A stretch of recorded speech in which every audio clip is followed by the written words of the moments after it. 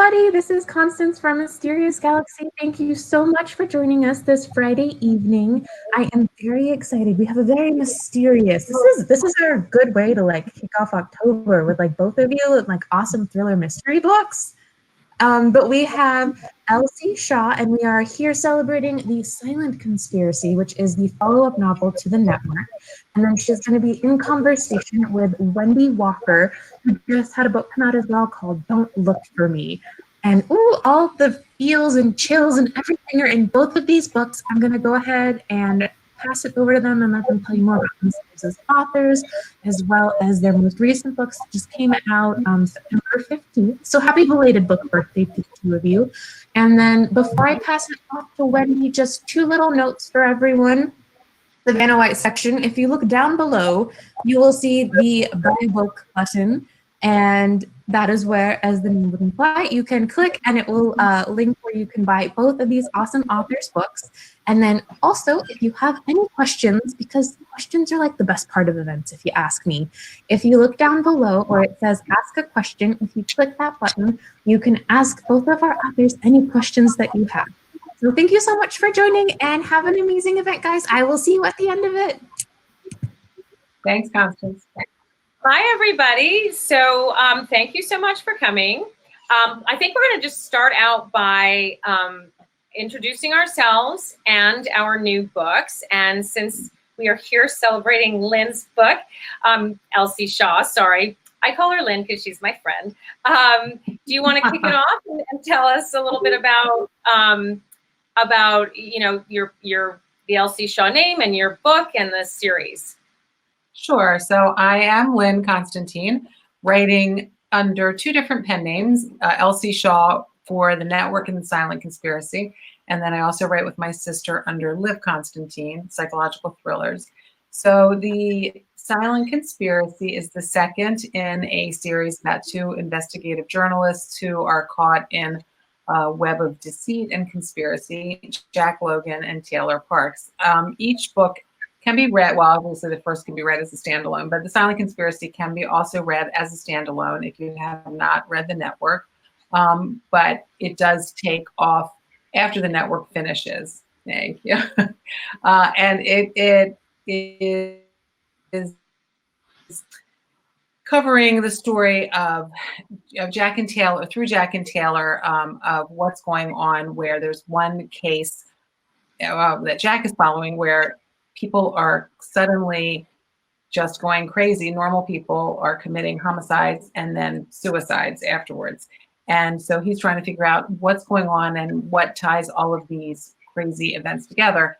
And his wife, Taylor, is investigating a report or a case against the Supreme Court where a national health insurance company is being sued for discrimination. And as they continue to follow these stories, they realize that they have more in common than that they thought, and that there is a common enemy who is not only threatening the, people in their stories, but threatening them directly. Well, I don't know if we lost Wendy. We're having some technical issues over here. No, I'm here. Are you here? seeing I don't me? see you all of a sudden. No, just your picture. Oh, Something happened. Oh, Your video. I can see everybody. Can everybody see me? Went on my end. Okay. All right. Well, if you can see me. All I see is your photo. Yeah. Something Well, as long as everyone else can see me. And can you hear me? I can hear you, but I can't see you. Okay. Can everyone else see me? I can hear and see you. Okay. So, all right. So we're good. All right. So everybody, yes, that is Lynne, Elsie Shaw / Liv Constantine. And this is such a great series. Her character, Jack Logan, he's such a great character, and Taylor's such a great character as well. And it's really, she's done an amazing job by building these, the characters for the series, but also the plots that thread through and, you know, really can be read as standalone or, you know, in any order. And it's really, it's such an amazing ability to do that in a series. So bravo. Well, thank you. Yeah, and so just quickly, I also write thrillers. I write more psychological thrillers, which is the Liv Constantine brand, which is how we originally met by doing tours together. And my latest book, Don't Look for Me, is about a wife and mother, Molly Clark, who goes missing a couple of hours from her home in a very small town. And everyone comes to believe that she's walked away from her life. There's a lot of physical evidence to support that, and also a really tragic family history that has been building for 5 years and really drowning her in guilt and grief over the loss of a child. So they sort of stop the search, and it becomes a cold case. And 2 weeks later, her daughter gets a new lead, and she goes back to this small town and is determined to find her mother at all costs. So hopefully it's a page-turning book, because you're alternating the narrations and the time frames between Molly, who's, you know what's happened to her, and she didn't walk away, and she's trying to get back to her family. And then Nicole, who, is 2 weeks later, still wondering if her mother walked away, but hoping she can find her either way, and now following these new leads that may bring her closer to finding her mother. So it's got the page-turning qualities, and hopefully, a lot of emotion as well, which I think is what we need right now. We all need a great escape through our entertainment, whether it's books or television. So what do you think is the sort of the best advice you can give to people trying to start out writing in a genre? Because you've written in 3 different genres. So your history goes back many, many years. Right. You've written in general fiction, which I no longer call women's fiction. I'm determined to call it general fiction, and psychological thrillers, and now really conspiracy thrillers. So how did you make those transitions? And tell everybody, a little bit about your history, because it's so fascinating how you made all these pivots. So I don't think I really ever think about genre. I think in terms of story. I always have. When Valerie and I wrote our first book, which was general fiction, whatever you want to call it, it was because we wanted to write a story about a Greek family, because there weren't any. And so we wrote that story, and life moved on. And then I had sort of a pivot in my reading. That was what I used to read. Then I began to really fall in love with thrillers. And so that drew me to wanting to write a thriller of my own, which was when I began The Network, which took over 15 years to write. I mean, it was called a lot of different things before it finally was published as The Network. So I had actually finished a draft of that before Valerie and I started collaborating together again. And I began attending conferences. And so when she saw that I was writing again, she said, what do you think about collaborating once again? So I said, yeah. And so again, we wrote a story, and the first one that we wrote together, it was called Black Eyed Susans. It was a story that was 2 women, a friendship story, estranged friends who came back together. It was not a thriller. It was general fiction.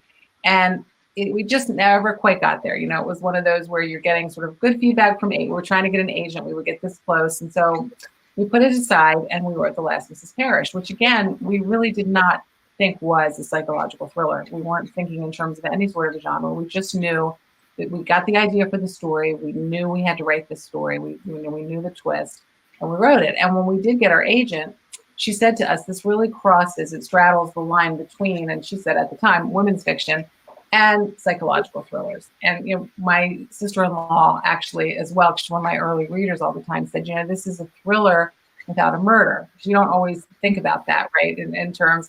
Yeah. So that was kind of how we sort of fell into that genre. And that was The Last Mrs. Parrish.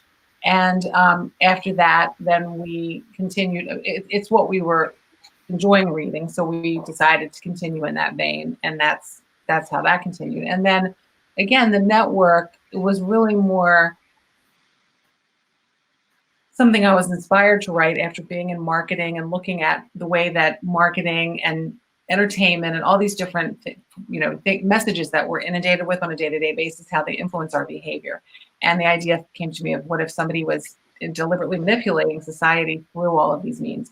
So again, it wasn't that I thought I want to write a political or conspiracy thriller. It was just I had a story that I wanted to tell, and that's always where I end up. So I mean, and as you know, as a writer, once you do get some success in a certain way, and you kind of get a brand, you have to stay somewhat in your lane. You can't just be like, I'm not going to probably come up with a book of poems next under Liv or Elsie Shaw. But within, there is some movement within that. So I do try to go with what I'm excited about and what I'm passionate about writing. Don't you find that? I mean, I know you as well started off different. I did. Right? And actually, it's interesting because I too was, the first book I wrote was a legal thriller because I wasn't trained as a writer. I was trained as a lawyer. And when I decided I wanted to try to write a novel, it seemed like a natural fit because that's what I was reading, the same as you. So I was really interested in legal thrillers. I love John Grisham. And it took me, 6 years. I was having babies and home with babies and doing this really just as an experimental project to stay sort of stimulated and really just to see if I could build something out of this interest that I had.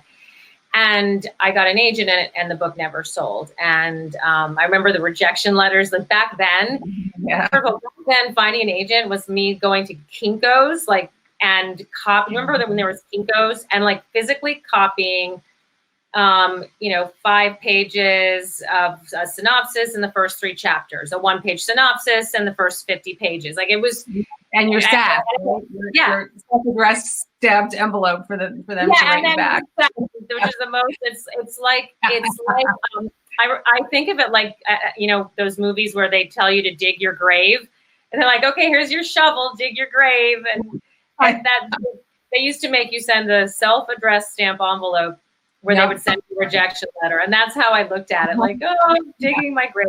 Anyway, but that by the time that was written and I got an agent and then it didn't sell, I had this really deep interest in suburban culture and I wanted to write about it. And I didn't think, oh, I need to write another legal thriller. So I just started writing these stories about women in suburbia, and I ended up getting those published, and those were my first 2 books. They didn't sell well.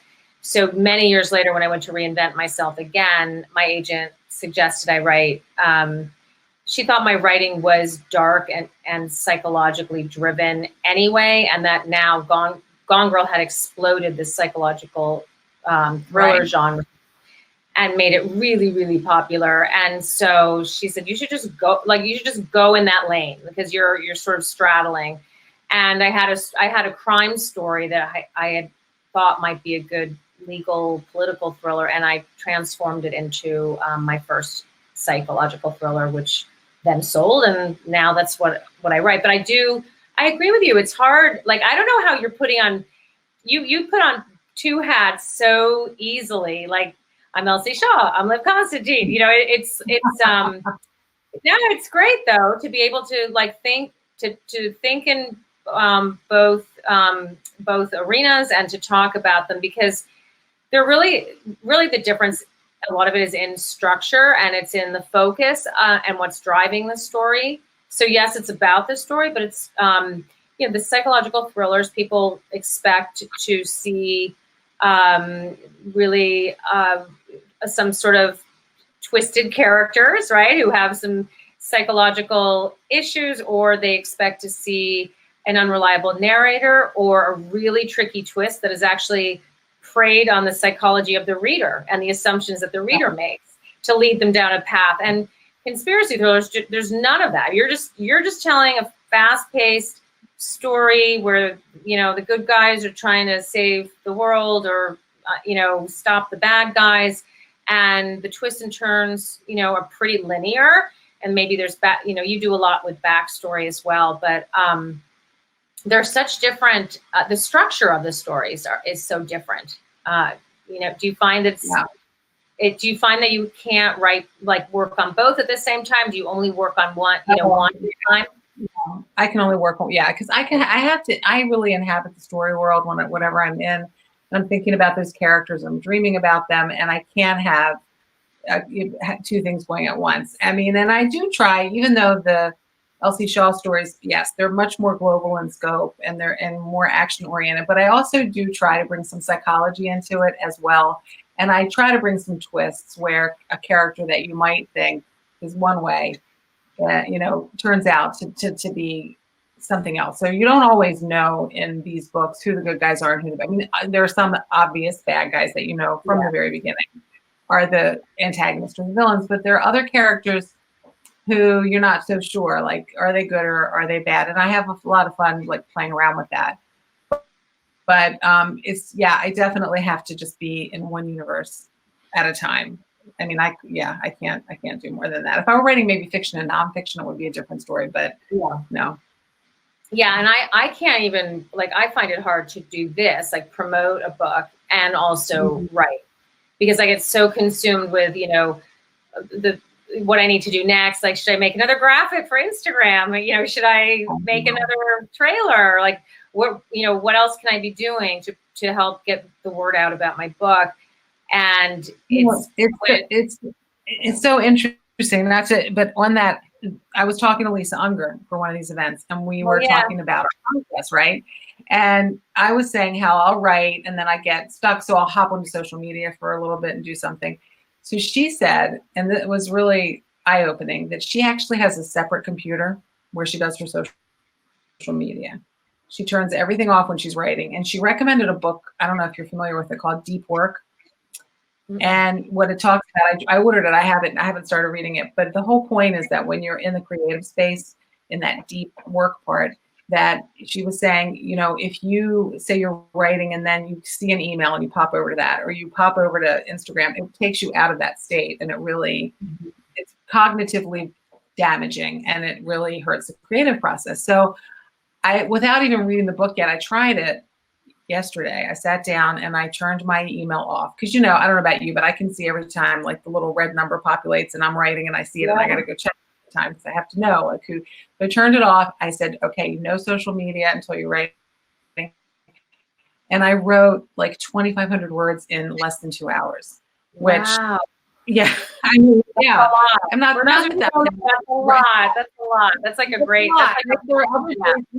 Yeah. I was struggling to get 1,000 out because I'd write 500 words and I'd pop into like Twitter. And you're right, because you're thinking that it takes you so out of that. It's two different parts, right, of your brain. You're in the artist, like creative over here, and then you're in the marketing. So, you want to check micromanaging, and there's so much, especially now with COVID, there's so much micromanaging of things.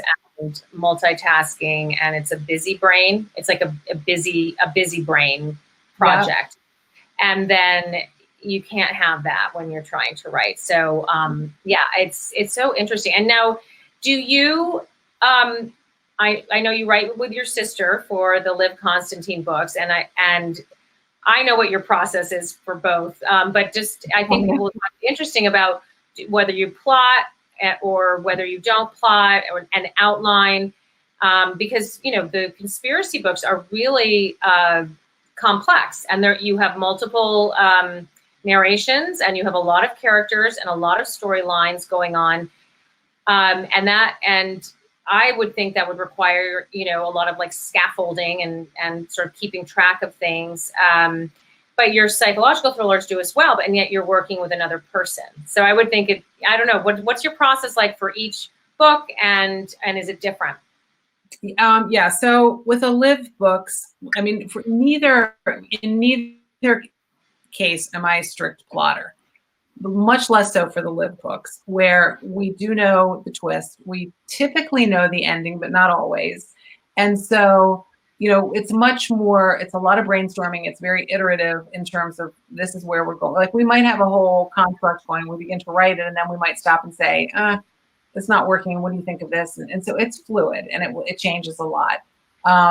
And we don't know beyond every couple of chapters where we're going. So like we say, okay, this is what we're writing. We just kind of figure it out. We write into the story pretty much for the Liv stuff.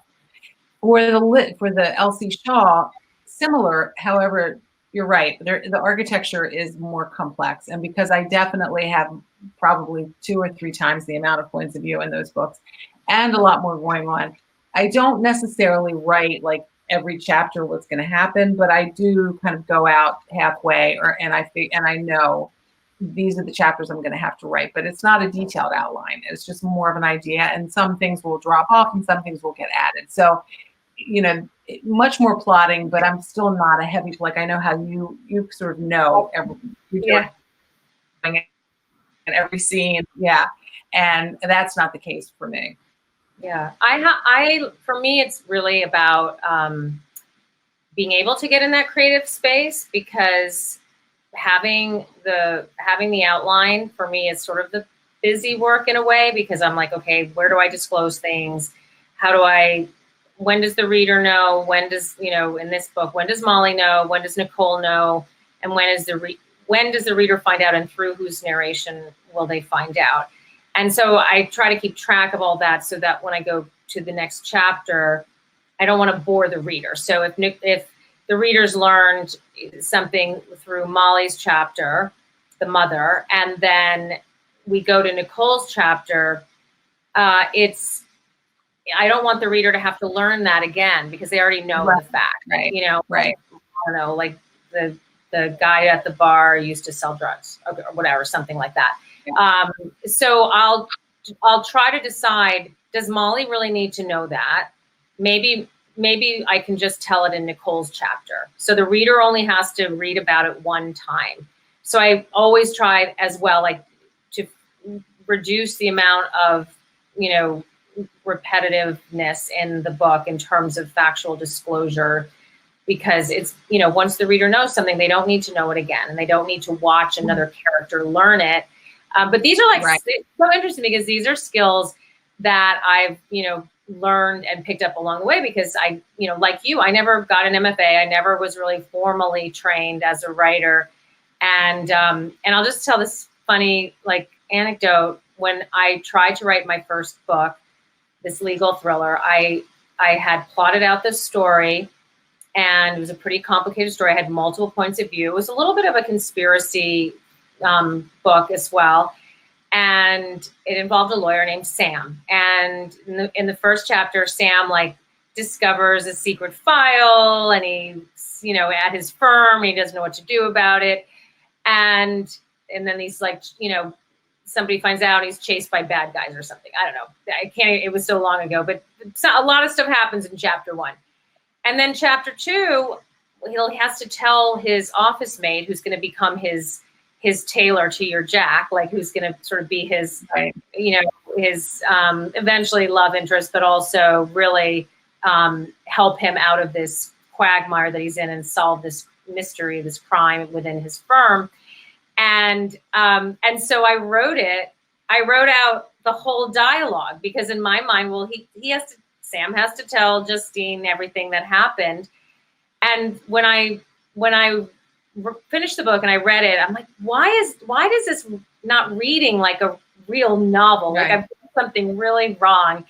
And I found a writing professor to read it, and he said, yeah, it's a great story, but you have no idea how to write a novel. And he said, chapter 2 should just start with one sentence that says, Sam told Justine everything that just happened, period. More eloquently, but and I was like, oh, right.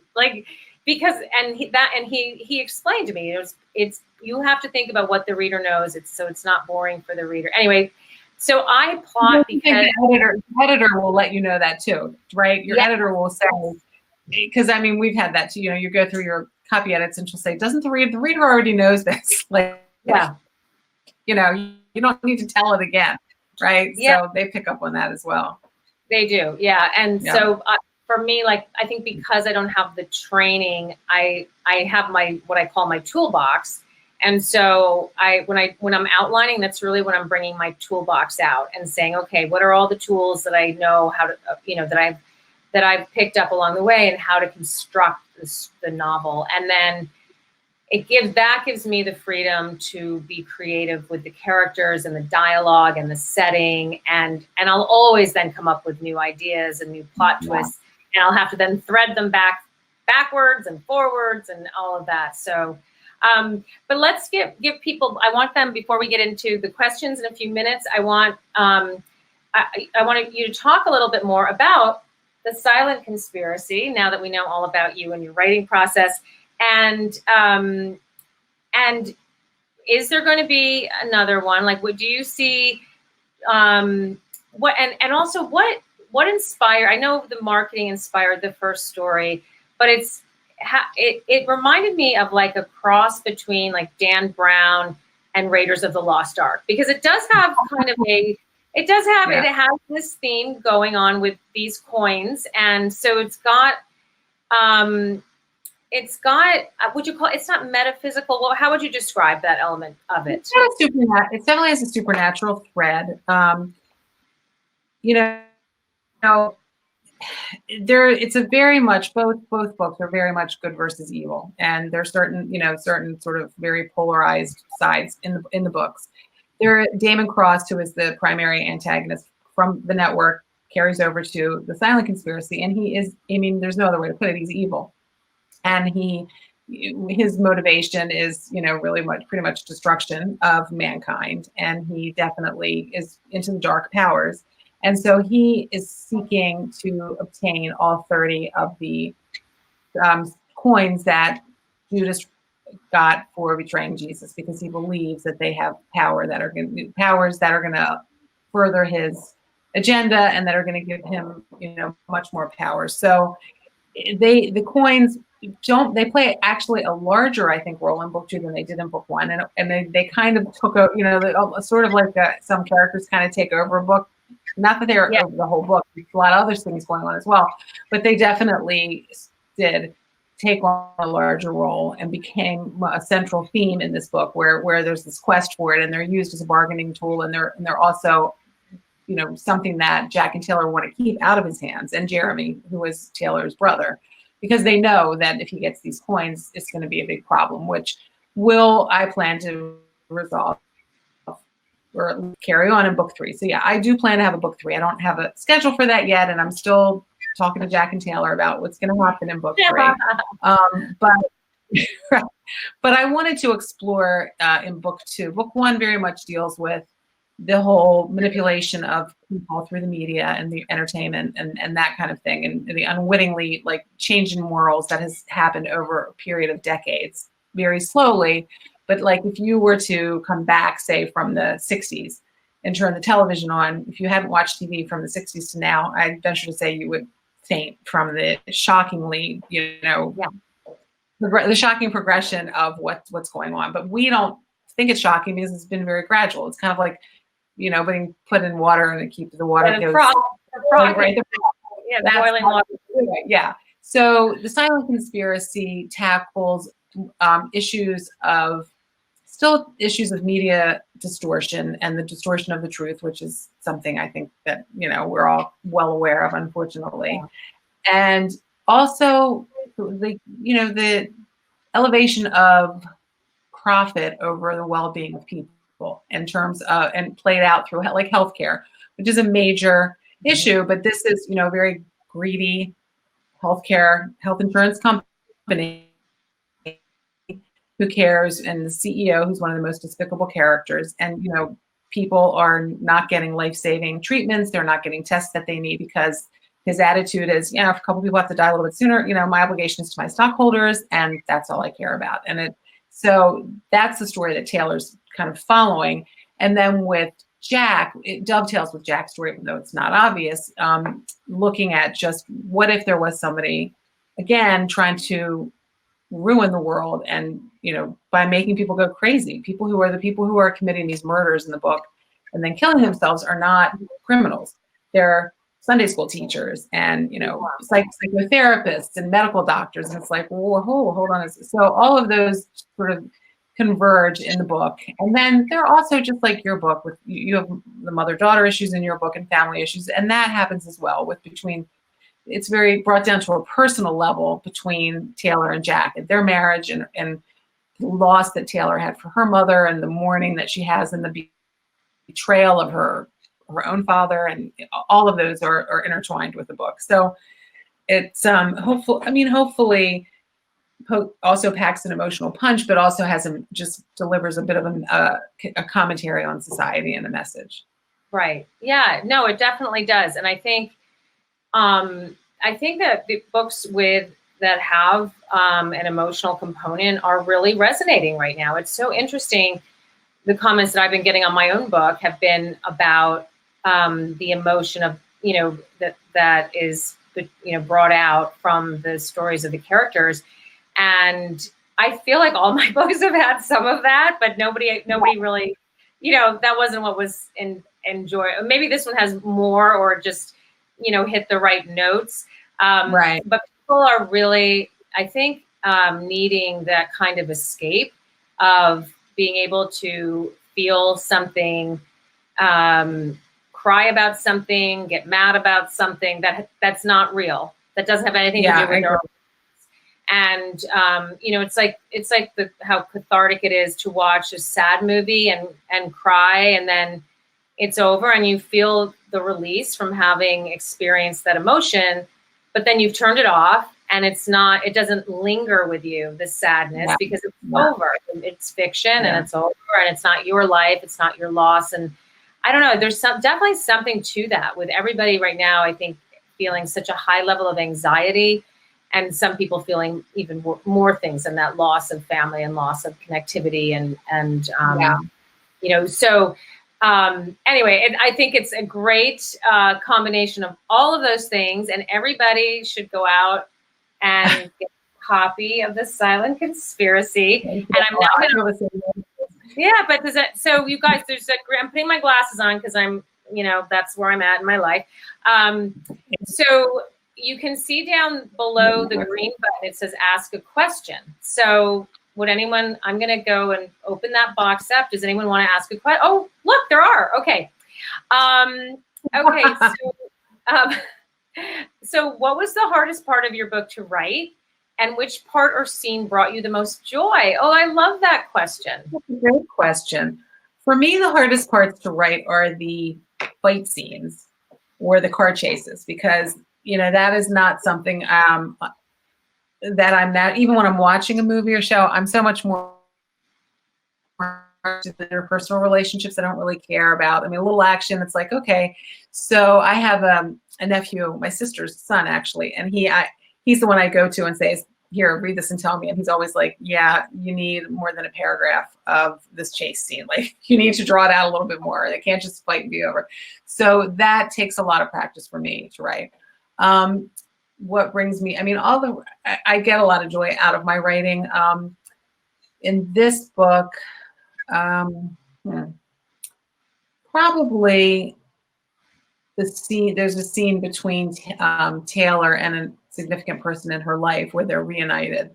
And that was a lot of, brought me a lot of happiness to write that scene, to finally have kind of like that release. But I find a lot of joy in the writing. I mean, I love the characters, and it was really nice for me because after the network, I didn't want to say goodbye to Jack and Taylor. As we write all these standalones, and so you write the characters and you get really close to them, and that's it.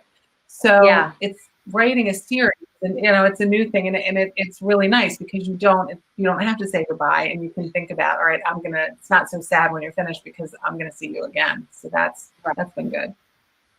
So someone asked, I'm going to combine these two questions. Someone asked what, the pros and cons of writing solo and co-writing, what are your favorite things about each, but also if it was harder to write The Silent Conspiracy because it's the second book. So was it harder to write, and how does the solo writing and the co-writing go into that and working on your second book?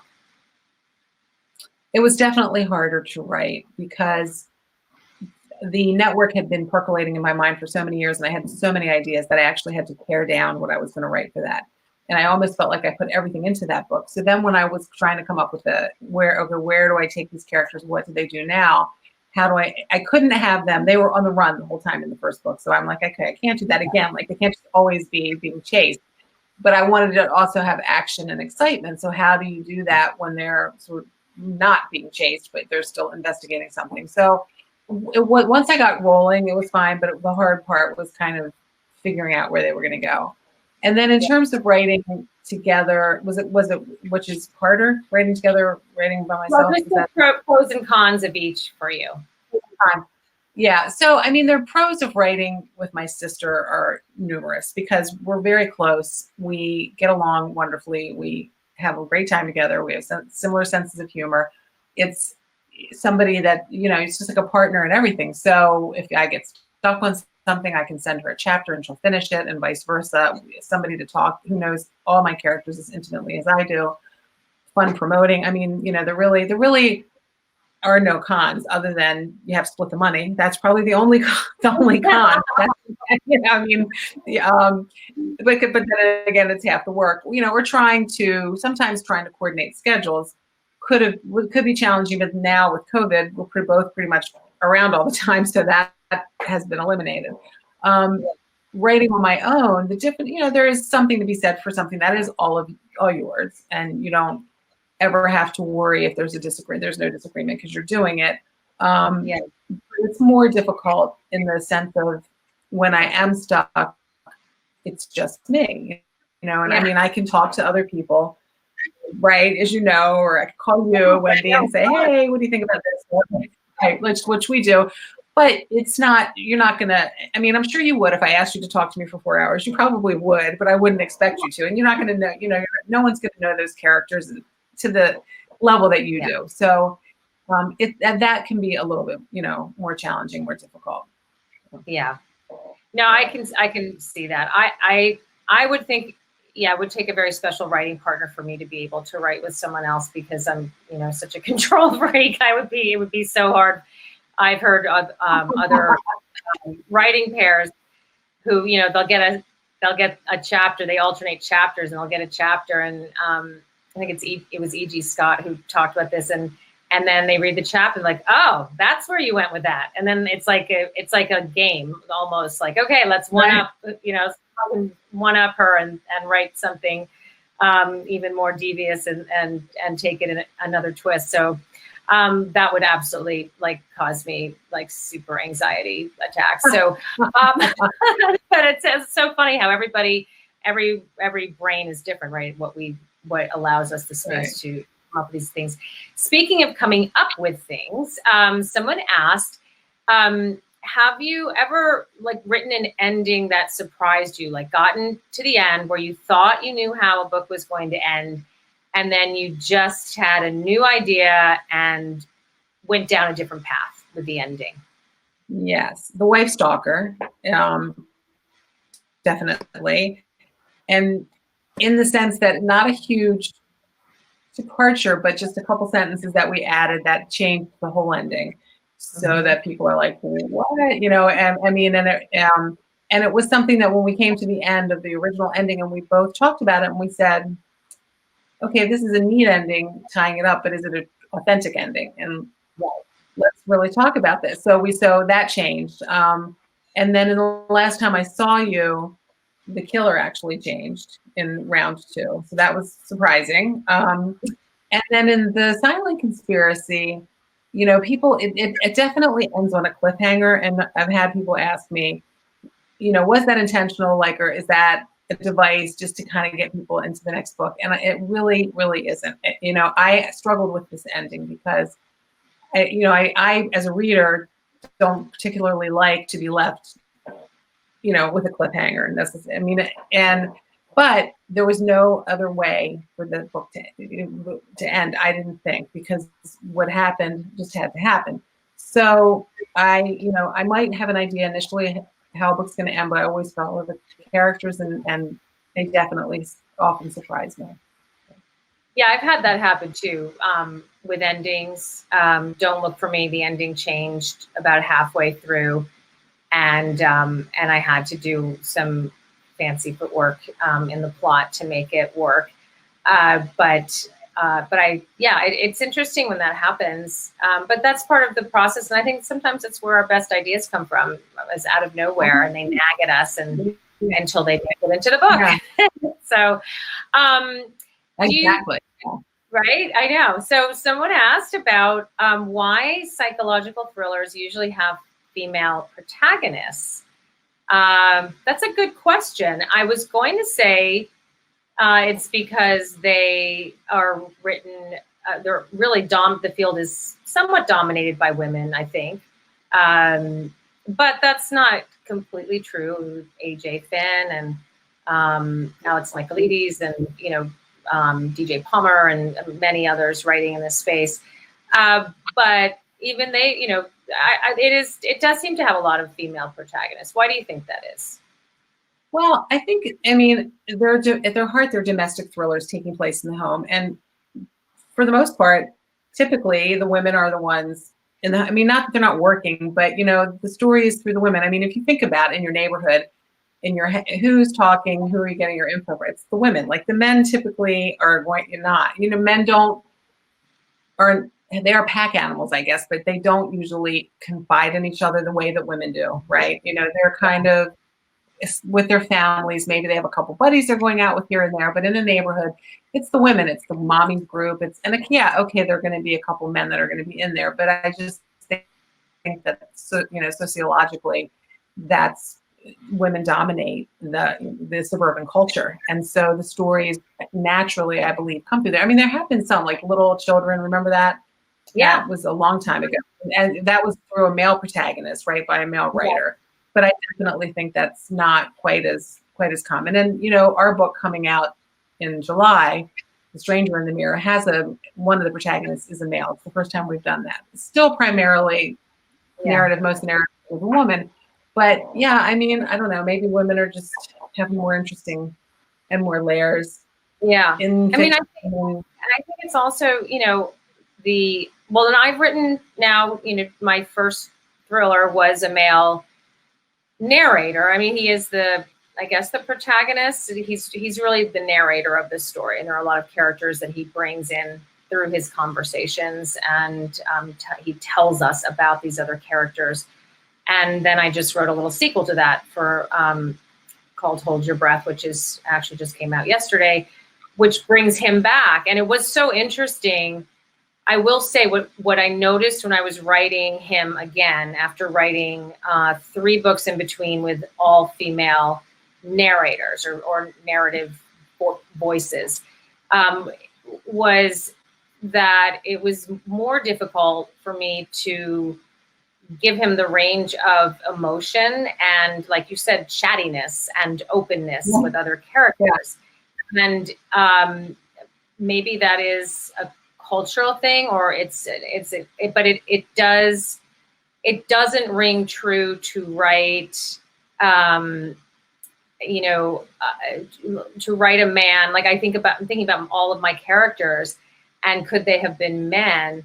And maybe there's one forensic psychologist who could have been a man, but I kind of needed her to be a woman because she really needed to infiltrate this female world, this narcissistic mother who would not trust him. Right, Emma the Night. Yeah, and The Night Before is about 2 sisters. That was the structure, the bones of the story.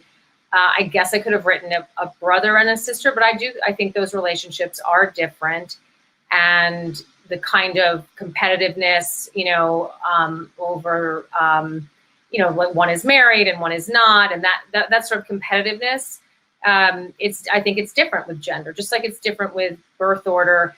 I don't know. I mean, I maybe we should be writing more male protagonists and move the needle on men, talking to men about their feelings. I don't know. Yeah, I don't think so. I don't think so. I don't know. But maybe, I love Jack. Yeah. I mean, Jack, and you Jack. Yeah, you have Jack in yours, and and he's a tough guy, but he also has heart and feelings, but I think also there is something about the manipulative female voice that is very compelling, and I almost feel like women can be manipulative without being sociopathic, and I think when men get to be as manipulative as women, it's like sociopathic. Because most of the time, like most women I know have, really it's maybe it's a hunter-gatherer thing, but we definitely do have a part of our brain that is, I think, more conniving. Maybe I don't know. I that's been my experience. I've raised 3 sons, and I grew up with 3 sisters and 1 brother, but my brother's much younger. So I feel like and you have sisters, you have a brother as well, but you're very close with your sisters. Yeah, I have 2 brothers and this. Yeah. Anyway, we'll take that into under advisement. Okay, we have time for one last question, which is all we have, which is great. We mentioned how social media affects us as writers and how it infiltrates our brains and makes us a little crazy. How does it affect crafting of plots and twists and turns? Like, and I guess that would apply to technology as well. It is a problem, right? I mean, we're always having to ditch a cell phone, make a cell phone die, turn off GPS, right? It gets complicated. Yeah, that's true. Yeah, it's very true. Yeah, I mean, social media, it's definitely always a consideration, right? Especially if someone in the book is trying to be someone, to pretend they're someone who they're not, then you have to think, well, did they have a social media presence? Social, facial recognition software, are they going to find them that way? All of those things. So, and it's also, I think, a decent device that you can use that can be fun in a book, right? With Facebook or Twitter or anything like, texting. So I definitely think it's a big, it's part of it, part of the role as well. You have to either include it or, it's interesting though, was what some show that I was watching, I think it's The Boys. Do you watch that? I know. It's the new superhero show. It's really good. I mean, my son got me into it, and you never see a cell phone in that. And so I looked up so the director intentionally, even though it takes place now, you don't see there's no cell phone or technology, which is interesting. Yeah. And it makes it more interesting because you're right. Like they'll be stuck somewhere and they can't pick their phone up to call, which is. Yeah. Yeah. I mean, with chargers, I'm like, okay, what happens to her phone? She left it in her car. There has to be, but I also think, like I watch a lot of British crime shows. It's sort of, I don't know. And they always have the CCTV. So I'm always like, I know. Oh, where's the CCTV? CCTV knows everything. Anything anybody does. Exactly. And now, we're starting to have cameras. I know there's a camera at the traffic light down my road because I got a speeding ticket from it. So I was like, what? Oh my gosh. So but I love the CCTV and then all that stuff. I think we just, as writers, you have to decide, is it going to be useful in your plot? And if you need to get rid of it, you get rid of it. And I think readers are used to, they're used to that. They're like, okay, she needs to get rid of the cell phone. And it does happen. My cell phone dies. I forget it at home. I leave it in the car. If someone could, there's no service, there's no service for some reason. I mean, we all know, right? Our internet's been glitchy like for a long time now. So, but no, that's true. Like Jack's cell phone had to, he didn't charge it in a pivotal moment. He needed it. Whoops! Yeah. But it happens, right? It does happen. Yeah. So, anyway, thank you all so much. I think our host is going to pop on and bid us all good night. I know I have the villainous role of having to come back and end the event because we are at that time. I want to say thank you so much to everyone for attending, and also thank you so much for joining us, to our awesome authors on this Friday evening. Thank you so much, Lynne/LC, and thank you so much, Wendy, for joining us. Once again, just as a reminder to everyone, I'm putting on my bookseller cap, and I think the best way to celebrate a new book is to purchase it and support the author. And if you'd like to do that, the buy link is going to be right down below. And thank you so much for joining us. And we'll see you all next time. Goodbye. Thank you. Bye. Thanks so much, everybody. Thank you. Bye.